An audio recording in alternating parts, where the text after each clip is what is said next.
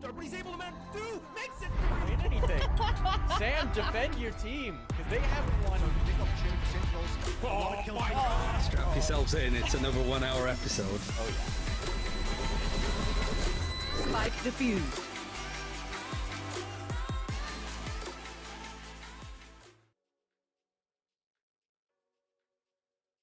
Press for it to diffuse. You might see that my guest here is not the usual face. We got a very special guest. It's Mr. AGM joining us today.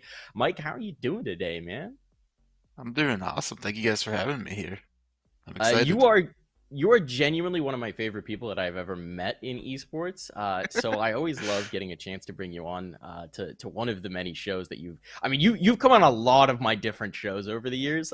So very happy to have you here today to talk about Valorant, talk about complexity and all the stuff that's going on there. And of course, a special shout out to my usual co-host whose birthday it is, Sam, somehow still in chat, even though she's in the mountains somewhere. Shout outs to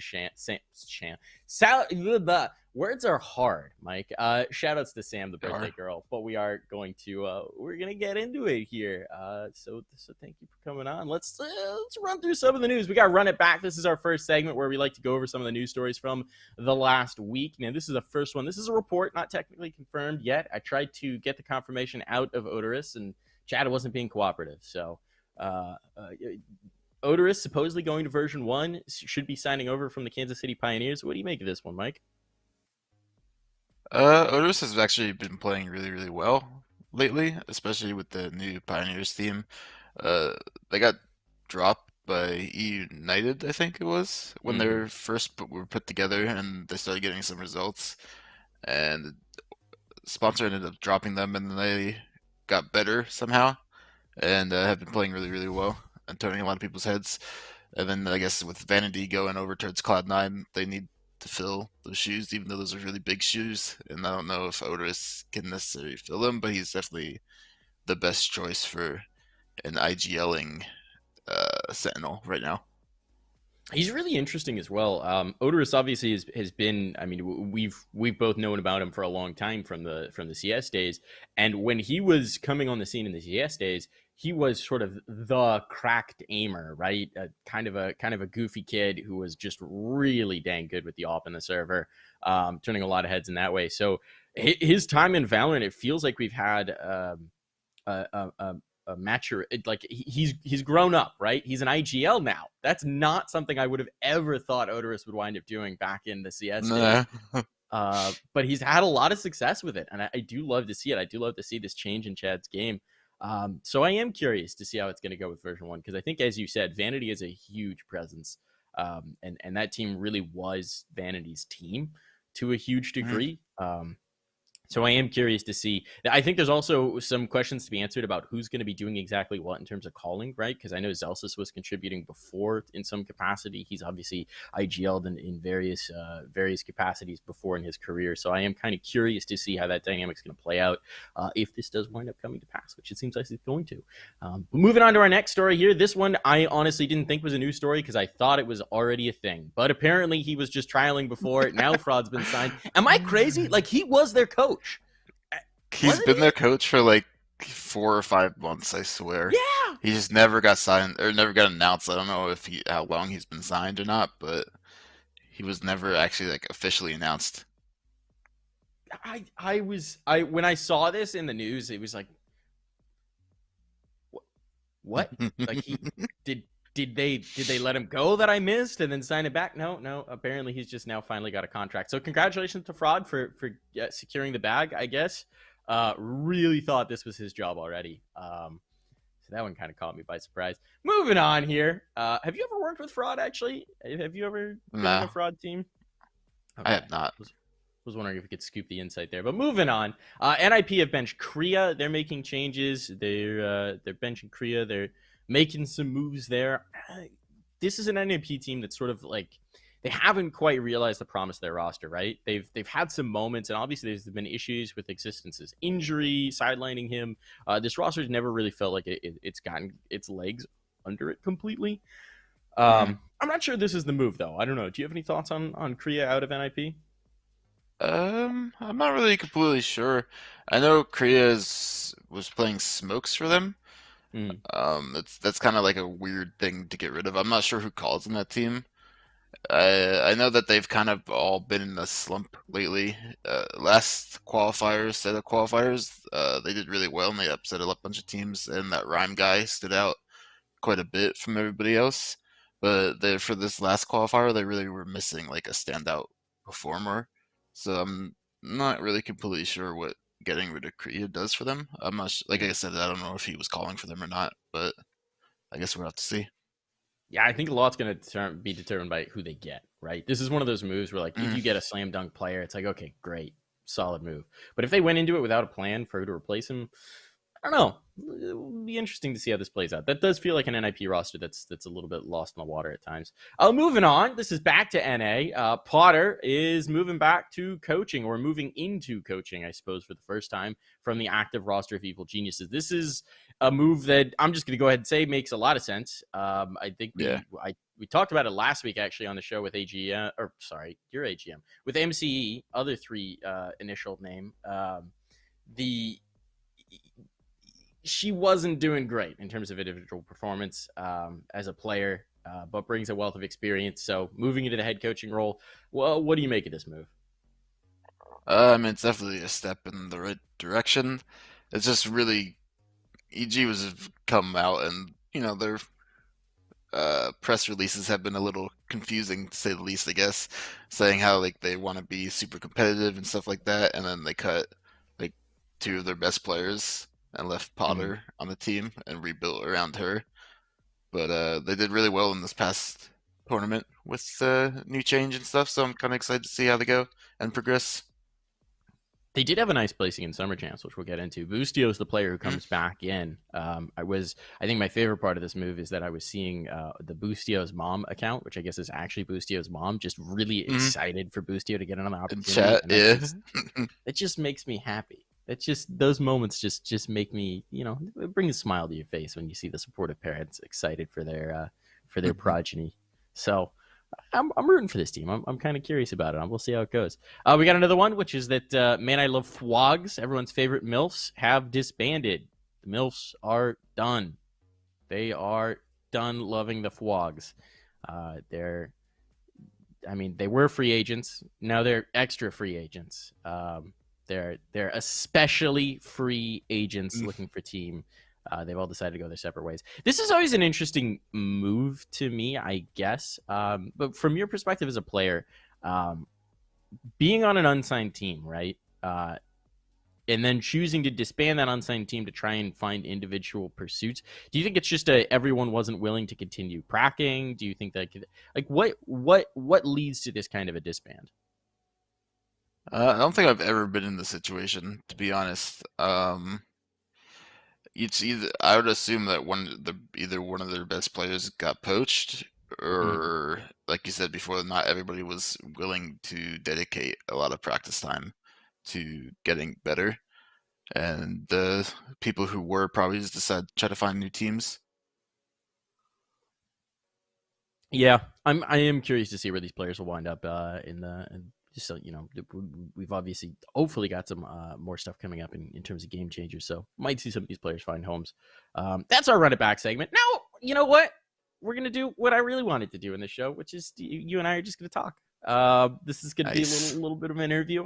It's been a long time since we've gotten a lengthy time to catch up. We message every once in a while, but I want to enjoy getting a chance to pick your brain here, man. So first of all, if anyone doesn't know who AGM is, this is Mr. AGM, Mr. Michael Abood. He is a player for Complexity, is one of the founding members of this Complexity roster, one of the two remaining founding members of this Complexity roster. And you've been competing in Valorant really since beta. You made the swap wicked early on. Now been signed to this Complexity team since July of last year. So I guess just generally speaking, how you feeling about the team? How are you guys feeling? We're feeling okay. This past tournament, we made a roster change, and we haven't picked anybody up yet, so we've been trying out different players. So we went into this tournament kind of just whatever, and we got a good win against Ghost, but energy kind of destroyed us. But we're all feeling pretty confident individually, and we've been playing a lot with Brock, and it's been going really well. Now, speaking about the sort of the roster changes, I guess let's just dive into that because that's been sort of one of the interesting storylines to follow with this complexity roster. Is so there's two members who have been there since the beginning. It's you and it's Ohai. And otherwise, every piece has been swapped out to some degree. So I guess talking about Ohai a little bit, right? Because I mean, you guys have been together for over a year now. That is a long time in esports terms. I know you guys are close. What's that relationship like after a year together on the same roster? We're just best friends forever, pretty much. It's like we've had our own relationship outside of the game. Like we Yeah. know everything about each other. I know exactly how he feels about stuff before he talks about it, or like I know what he's gonna say to certain stuff, and it just makes for a lot of funny moments inside the team. That's super wholesome.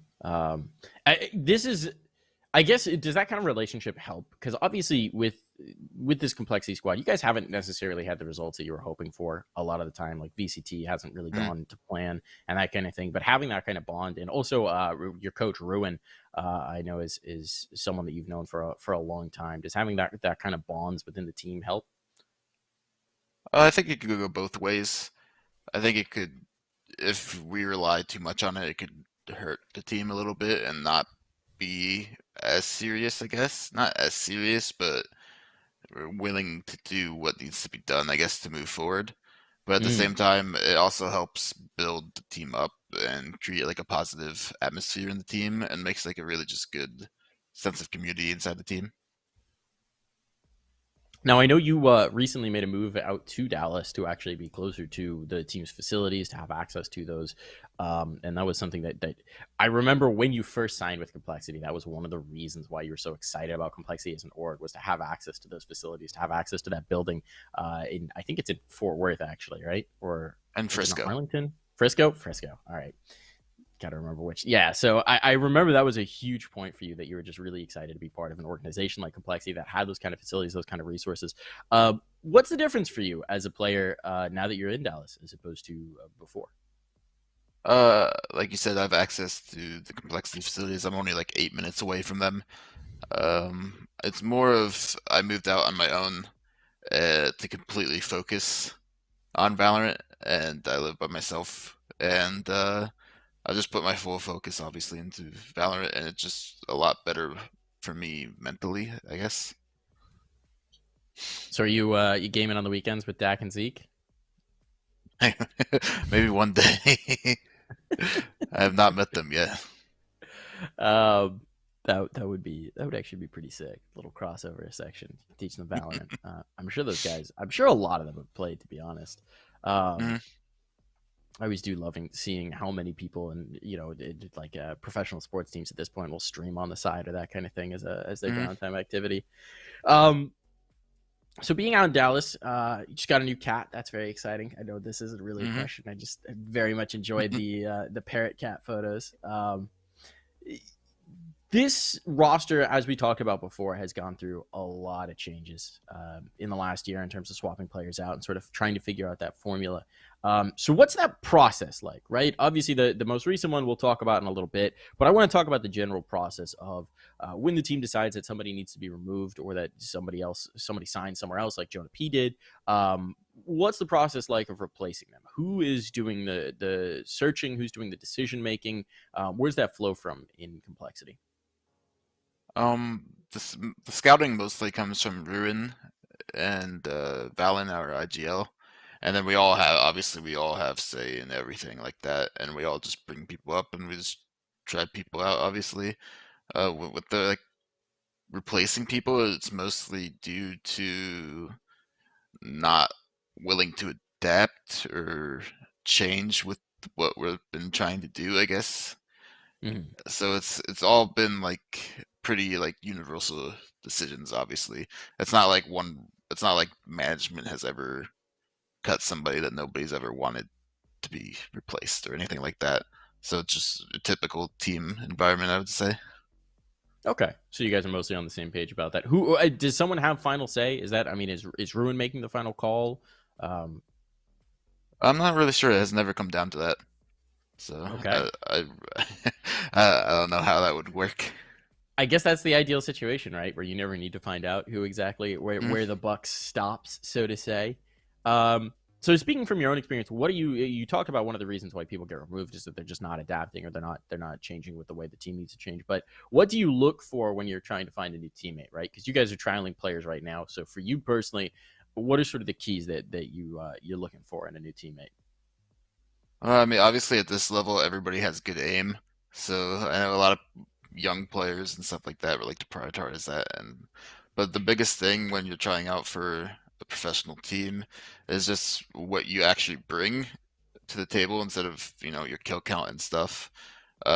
You know how to play your agent, you know how to mid-round call, you know what to bring to practice to make everything better. Your comms are good and stuff like that. That's way more what we look for when we're doing tryouts and stuff like that to make sure you gel with the team and you actually bring a positives to the how the team works and stuff like that. Mhm. Now, in a game like Valorant, where obviously agent roles are so important and really change the way the game is played, when you're looking for a new player, are you really looking for somebody to play, smokes or sentinels or specific role like that, or are you maybe looking for flexibility? Are you guys willing to mold around the right pickup? Like, how does that work out? It depends. It depends on the role. I guess it it's just I guess who's available. We're always gonna want to pick up the best person available and then try to Hmm. fit around that person. Me and Ohai have both swapped our roles like 6 times on the team to play different agents and roles like that. So it's not we don't have a problem swapping to people. It's just finding the right player. I do want to talk about the role changing as well, because I mean, early on in Valorant, my huge association with you and all the clips and the highlights that you're posting were Raze, right? Like it was all Raze all day, for the most part, and there was pretty sick highlights. And you still play a little bit of Raze here and there, but for the most part, you're playing the Sentinels and in particular the Killjoy.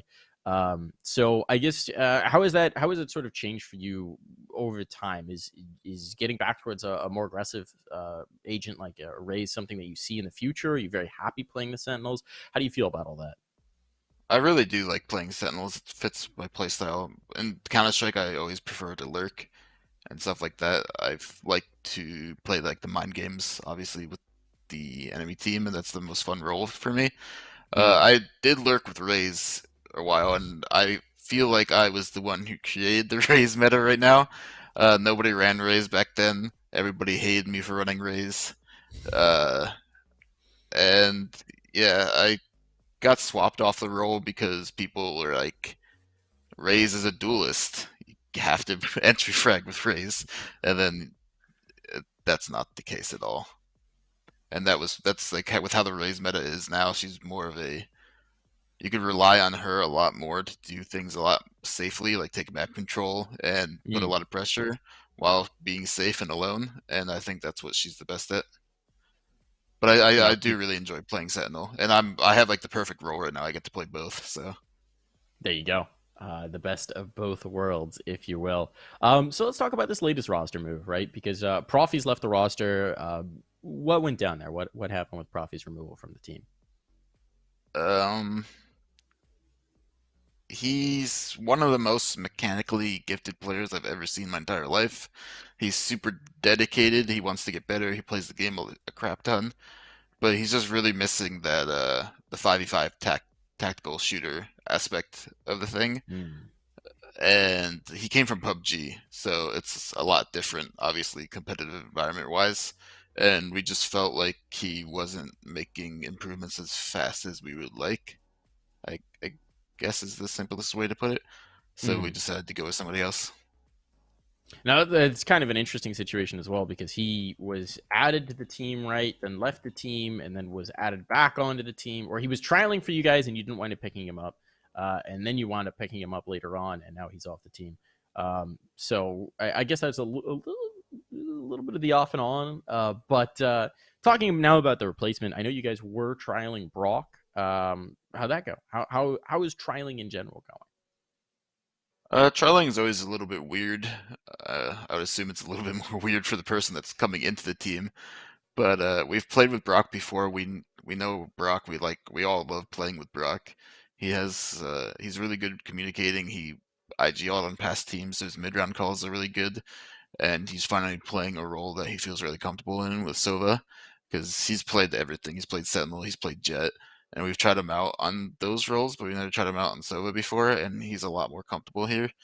Mm. So we've been doing really well with Brock, and we're really happy with him so far.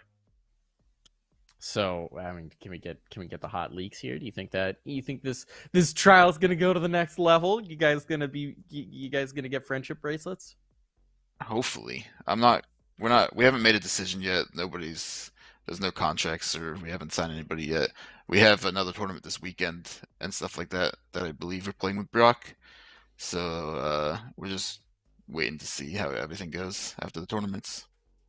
All right, not quite. We don't want to ready rush the into hot a leaks. decision like we did with like Profi.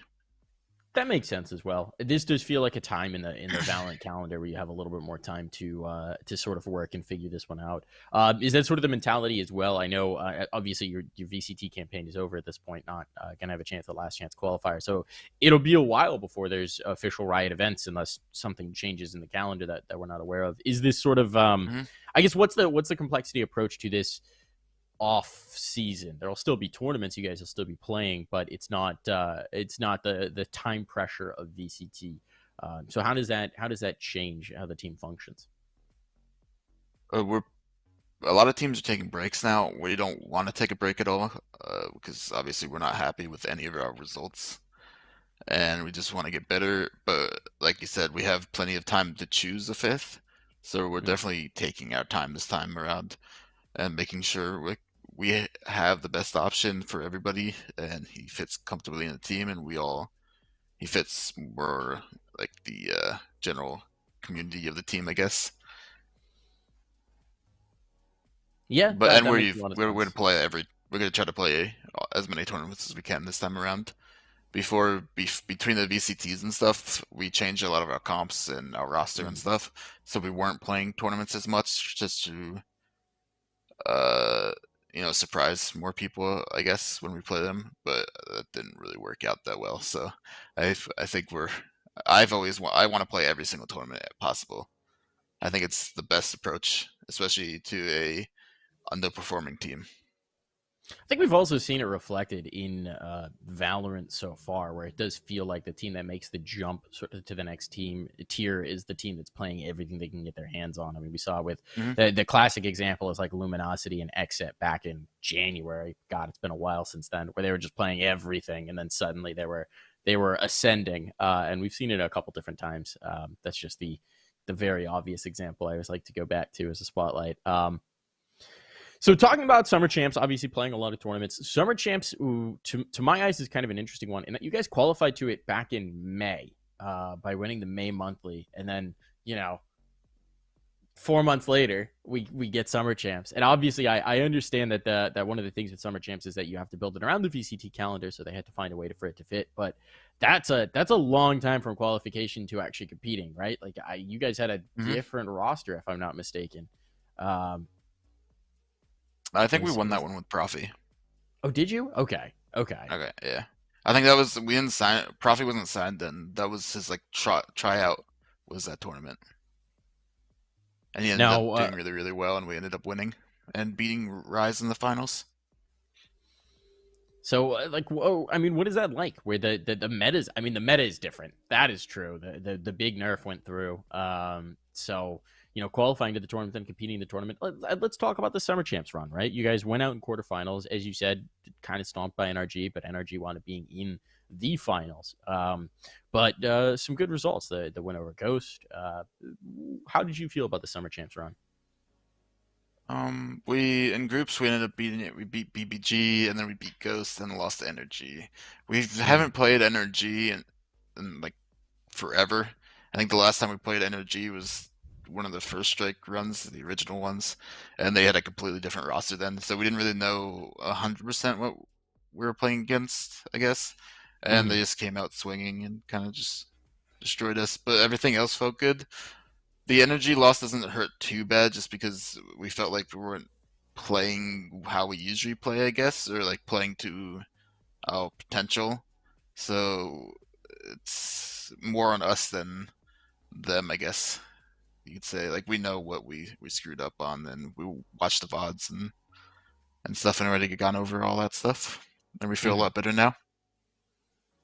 Now, talking about some of the other teams that were in that tournament, I mean, yeah, the wins over the BBG and Ghost are very exciting. But I also want to talk about the winners of the tournament with you. You know what? Actually, we could say that. We could say that. We'll talk about it in the Summer Champ section. I got a Summer Champ section. I'm getting ahead of myself here. Talking about VCT, let's talk about VCT because again, I mean, we've already touched on it a bit. You guys have not had the results that you were hoping for. VCT, as a matter of course, is a pretty brutal system where, you know, one bad game, one bad series can be really rough. And it does feel like when you look at you guys' bracket runs, you tend to go out against teams that qualify and that teams that do quite well in that run. Is there a feeling that some of these have just been unlucky? How are you feeling about some of those performances and sort of how's the team processing to approach to get ready to compete next year? Our biggest issue is we never upset teams that are better than us or that have proven that they're better than us. We never get those wins, and those wins are what qualifies you. So it's just been really unlucky in that sense, I guess. Like we always, obviously, to qualify, we're we haven't proved ourselves yet, so we're always playing better teams to qualify, and we never get the upset wins, and that's something we've been trying to look into and figure out how we can perform better against those teams. Yeah.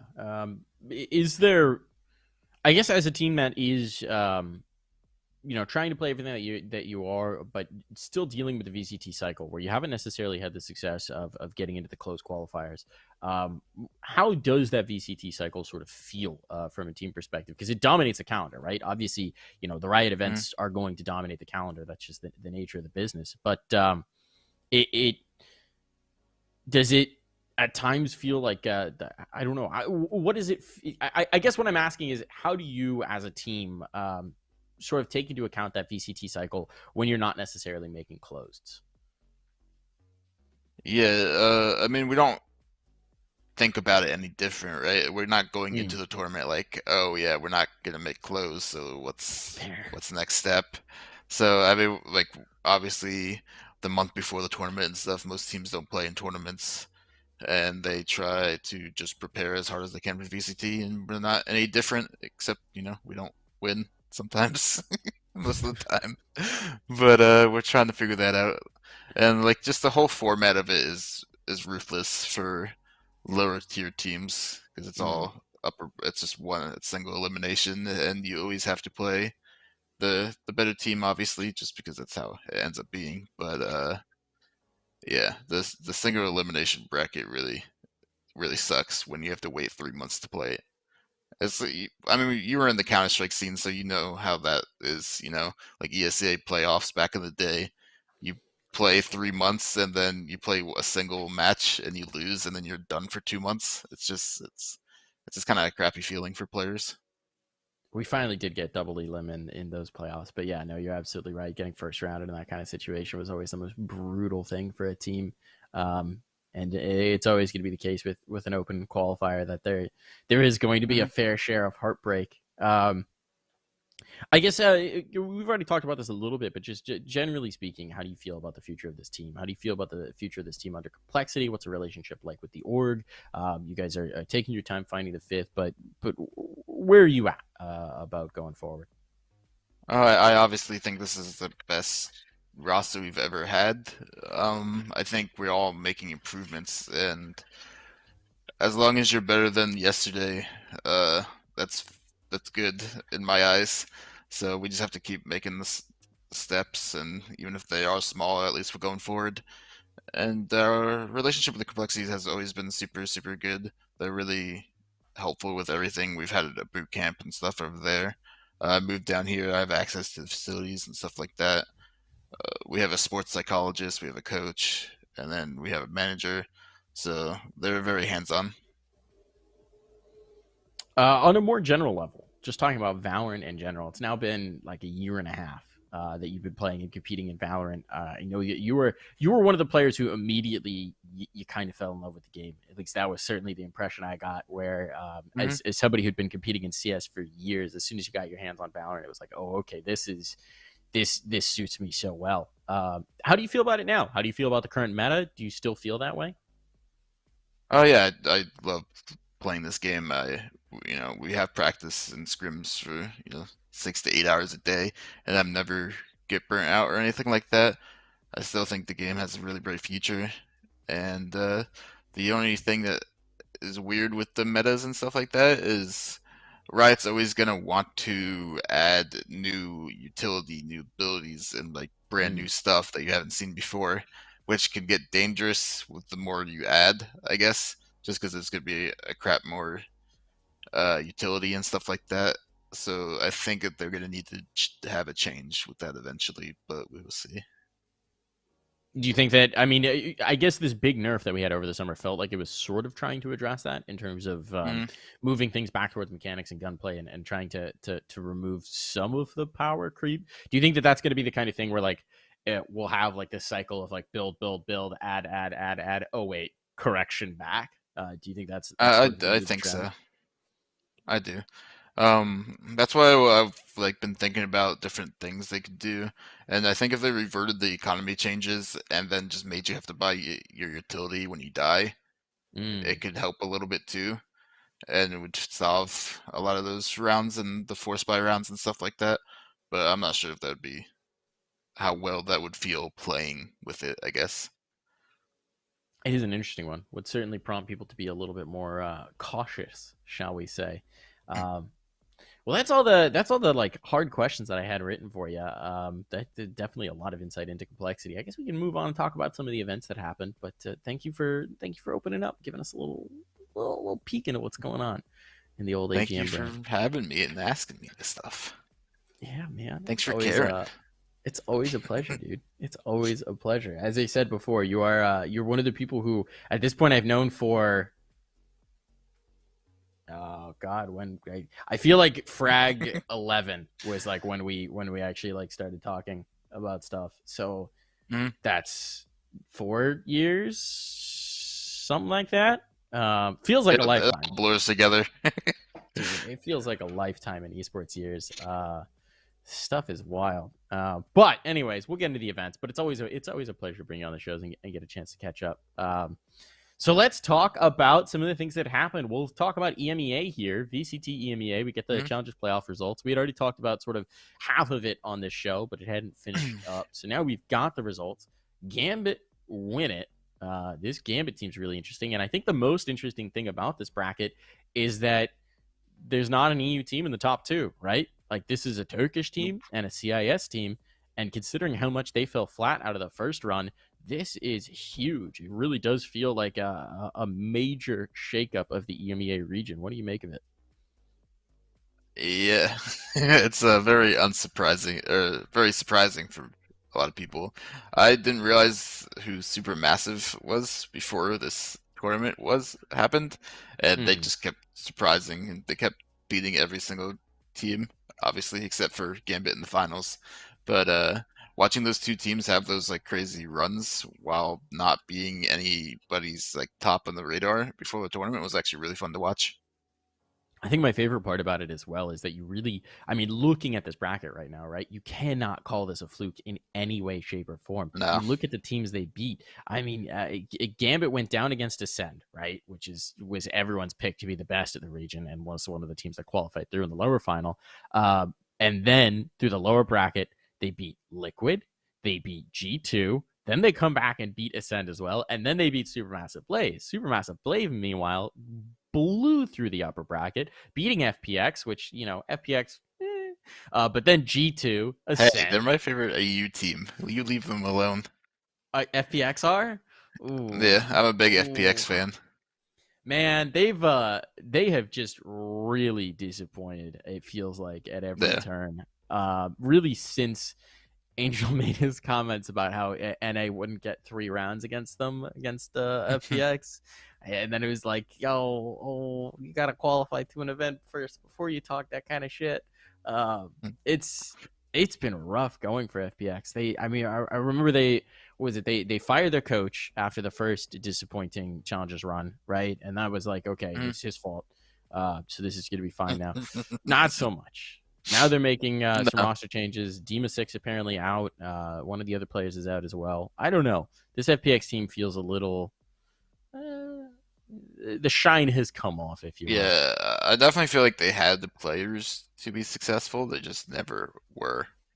Like Xiao and Zippin are both like really, really... Oh. Did we lose your audio, or did I just lose audio?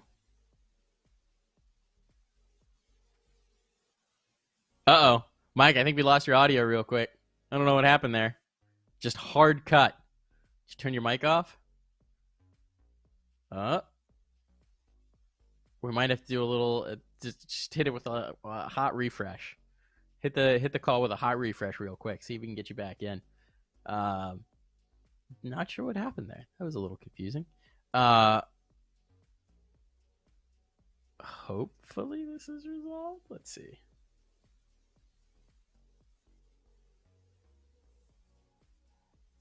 Oh, I saw the refresh came in. Nope, still no audio. All right, well, this is interesting. We're going to get AGM's audio sorted out here real quick, and I guess I'll talk about some of the EMEA stuff while Ed helps him troubleshoot. We got Ed on the production here, so now here's a fun puzzle for Ed to try and solve and fix and figure out. Always fun for online prod. We do like to make things challenging for him. But this is really interesting, all right? Ascend make it through. That's good for Ascend, but holy cow, the rest of EU's had a little bit of disappointment. I am curious to see how G2 is going to be able to do on an international stage, managing to slip in here. But we'll see. I will say, if the EMEA teams fall flat in international competition this time around, it really speaks poorly for EU, for being a region that's talked a lot of guff, having issues even getting their reps. So this is set up fun. This is set up for some serious fun in that regard. I guess we'll go ahead and move on. We're hopefully getting AGM back in real quick, but this is an image of the last chance qualifier points. There are some teams that do not have access to it. So teams like FPX. Oh, Mike, can you talk? No audio. Oh no, but there is a cat in the background, so that's great. What on earth has happened here? The EMEA last chance standings are interesting, though, in that FPX eliminated, NIP eliminated, Heretics eliminated, Alliance eliminated, no access. Their year ends. You got to imagine they're going to be making substantial changes to try and get back into the running next year around, but it'll be curious to see what those look like. This show is biased without me. This show is very biased without you, Sam. Against EU, mostly, in general. But that's the standings there. We can take a look as well at the NA last chance qualifier standings. These ones are very interesting in that Sentinels obviously are already qualified in. So they're not going to be part of this. Then the question is, if an NA team wins Berlin as well... Oh, we're getting good cat cam just over Mike's shoulder, even if we can't hear him. If an NA team wins Berlin as well, then we're going to have another team move up here. It's going to be creating some really interesting scenarios. So the last chance qualifier could get really spicy in terms of the teams that are able to come in. Do we have any solutions? Can you hear me right now? Yes! We did. We can hear him. What happened? I have no idea. All right, whatever. It works. I'm not going to question it. We just talked about some last chance qualifier type stuff going on. But let's talk about Summer Chance to wrap up the show here before we lose your audio again, because I fear that. I fear that deeply. Summer Chance happened. Obviously, you guys were competing in it. We talked about your run specifically, but I have some questions about Summer Champs in general and some of the squads that we saw play. Cloud9 obviously is sort of the hot button thing here. They win. They make a very good showing of it. It's the Chaos 9 roster now showing off very nicely with Vanity, Leaf, and Zeppa reforging that old Chaos team. You guys played against them, obviously less vanity in the less vanity in the last Challengers run. So how do you feel about this Cloud9 roster? I think it's definitely the right move for them, and it was what they're lacking. And I'm really excited to see what they could do with more than 2 days practice. They obviously won the tournament really well, really easily, and yeah, I'm just excited. I think they have all the right pieces, and I think they could really be a top 5 team. Now we just need them to continue forging chaos again. Sign. I know MC is a free agent, man. I'm just saying. Just saying. Keep putting the pieces together here. Keep putting the pieces. I'm going to keep banging that drum until that actually happens. Some of the other rosters that are in here, we already talked about Evil Genius a little bit with the move Potter into coaching, but obviously this is right. Like this is the best justification of, okay, we made a move and then immediately made the quarters of this tournament with victories over Pioneers, victories over the Built by Gamers. Obviously the Pioneers, maybe there's an asterisk in that where if a team knows that Odorous is leaving, I wonder what the environment is like there. But this still feels like a really good run. How do you feel about it? Yeah, I mean, their big win is the Pioneers win. I think Pioneers have been playing a lot better than BBG lately, but like you said, they're in a weird spot with Odorous and stuff like that. They did take a map off of C9 Blue though, which is really impressive. I think with the C9 run they just had, especially after C9 2-0 Immortals. So I mean, EG is definitely in the right direction. We just have to give them more time with the moves and see what ends up happening. I am really intrigued by this EG roster now because obviously there's some names there that you just got some sizzle around, right? Names like Roka, Foe, Boostio now playing with them, Temperature, just a lot of with like Temp, Roka, and Foe. These are like a lot of the old CS names who we used to just run into at every LAN. Certainly. Foe and Temp were at most of the Philadelphias and like East Coast lands and things like that. So it's a lot of the old names in this roster. It's pretty cool to see them doing well together. Yeah, I'm excited. Meanwhile, there's another team up there, Squirtle Squad. I see that's a name that I know you've used quite a bit in the past. Does it feel good to see a Squirtle Squad in the bracket? It does. Finally, another more people that are love the Squirtle. Also, question about this is a team I'm always kind of curious about. I really haven't gotten a lot of chance to watch them, but this has been a weird project really since its inception. What do you make of Basilisk? Because that's the team that like it was sort of some of the pieces of that Renegades roster, players who had left it. The coach willingly leaves Renegades to go start up Team Basilisk. There's supposedly some sort of crazy backing going on there. Like there was a lot of stuff right at the inception where they're like, all right, we're using like an analytics approach, like we're gonna change the game and this, and then they haven't really done anything. So how do you feel about this Basilisk team? To be honest, they haven't done anything really or made it that far, so I haven't really thought about them really that much. I know they cut Riku, who was their best player by far, for whatever reason. I don't know what happened there, and then they've just been trying to pick up new young talent and I guess mold them, and it just hasn't been working for them. Yeah, it's an Not yet, interesting at one. least. Certainly not yet. And then obviously we already talked about NRG a little bit because that they ended your guys' run, but that was one of the maps was pretty rough. But they were looking really strong in this tournament run, so that's another interesting one. I think this bracket's really interesting going into the break, right? Where a lot of these teams aren't necessarily going to get a chance at the last chance qualifier. So it's sort of an interesting, I guess, strength gauge. Do you think a lot of teams are using this to sort of evaluate their roster and decide if they're going to make moves here in the offseason? I don't know. It's really weird. There was a lot of upsets in the group stage, which made the brackets a little weird, as you can see. Like the top side of the bracket is Basilisk, Squirtle Squad, Serenity Black, and Soar somehow. And it's just, I know Anbox was using it to test out the roster, and Net made a LFT post after the tournament, so I know Anbox is probably still doing changes. So, I mean, we just have to see, I guess. Like, there's not like any big tournaments to have a completely set roster too.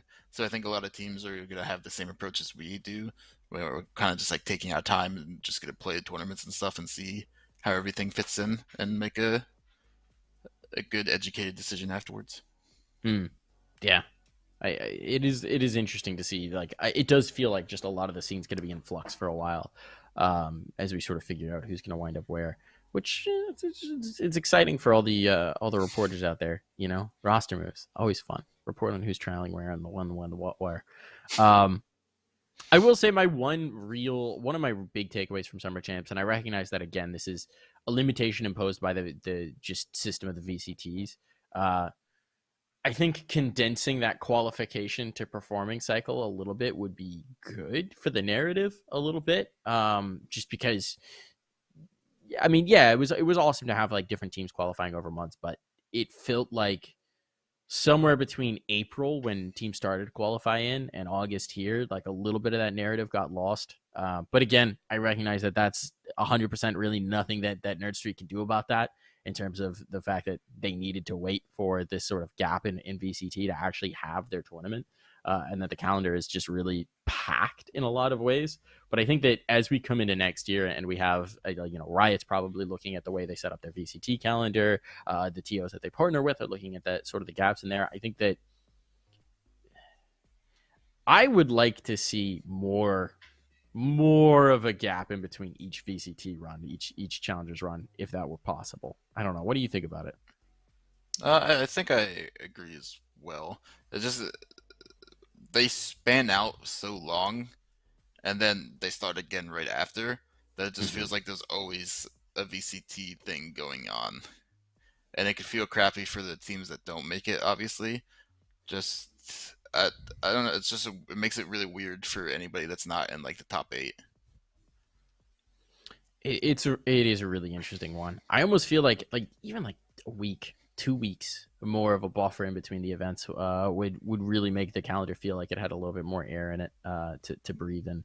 But we'll see what that changes. Just to elaborate, just so I'm not talking about just so people don't get it in the wrong context. I mean, like, obviously you need to qualify for the VCT, and if you don't, sure, it sucks. But I'm more talking about how the entire competitive scene is around VCT. So if you don't qualify for VCT, then there's literally not anything going on other than VCT because of VCT, if that makes sense. There's no other tournaments happening because they have to wait for VCT.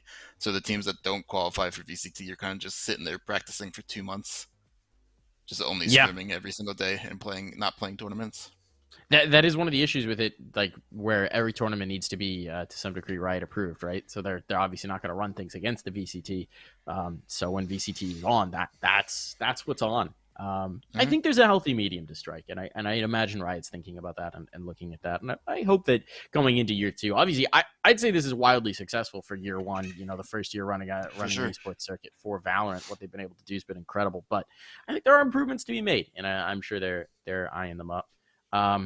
So I think this is wrapping up our show. We're coming to the end of our show here, Mike. It has been, as always, a pleasure to have you on the show to talk to us. And yeah, man, if you got any message to the fans, the people, anything you want to say, anything you want to let them know, now's your time. We're just show us trying to get better over it. it. I got a cat right here. Show us the cat. Show us the cat. Cat tags. Cat tags. Oh, that's a good kid.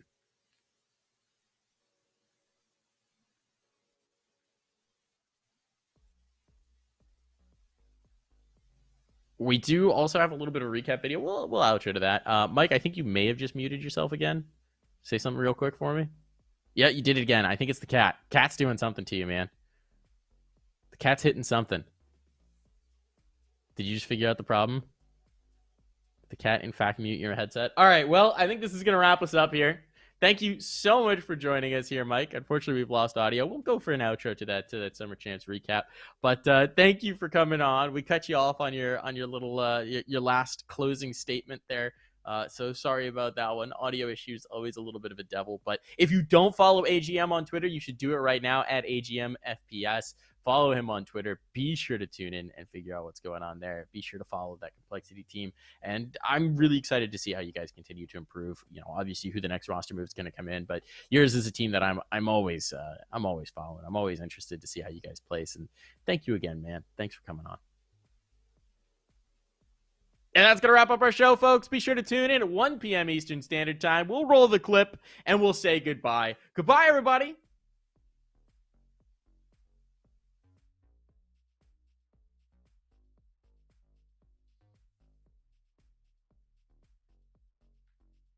Actually does get a kill out of it, but it's a lot of damage from Randy Savage. The turret ends up getting the kill. Time's running out, but he still has more than enough time to get it to half. Rep's not moving, and the turret gets the kill again. A 1v2 for the turret. Angles trying to get as deep as they can before doing so. It's a nice flash over the top. Koala's able to find a couple, trying to find his way back into this game. Supplemented squad. See it, one more is all it'll take. Screwface on the swing. It's Koala with the ace. I think two here. Oh yeah. How is that possible? What? Because I mean, it technically not a collateral because they don't go through the body. But like you said, Sully, some knives hit one person, some knives hit the other. Ace, they hear that owl drone go out. Yeah, no, he's got to be done. He didn't spot Odor. It's just knife him in the back. Let it end. Back with the rest of the squad. Four. It's 4 players detained here and 1 out on the lurk. They need to push forward, and Teal seem to find these frags. Dynamic lines them up. He takes them down. He finds 3. His NRG. This is so aggressive, and Aqua just get executed. Kate. Off the...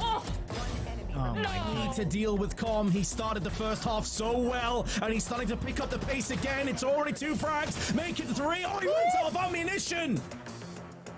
Oh my god. It's all just an absolute disaster for Cloud9. That's being held to Zeppa. Understand? Oh my goodness, he's got a 1v5. He's got an ace. One last Hail Mary effort. Tex trying to hold down the mid side. There's already another kill going down. Fantastic. Viper's Pit too. A Viper's Pit over in bathroom. That is fantastic. There you go. They clear this corner. Bandit is going to walk through unaware, caught off guard. EU to hold it down.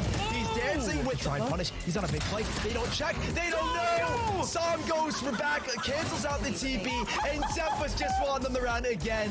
And this Viper's Pit setup is a red carpet to A. Ooh, it is, exactly. You look at the way it wraps around, it's like a little bit...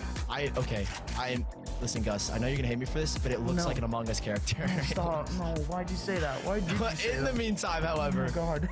With it going on, literally, look at it. Look at it.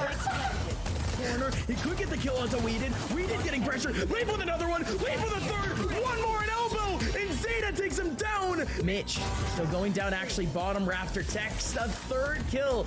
He could definitely still make it a 4th. Lucas around the corner. It's Mitch. Tex.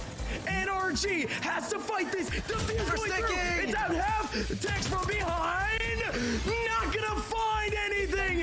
And Cloud9 have their day in the sun. Cloud9 are your Summer Champs champions.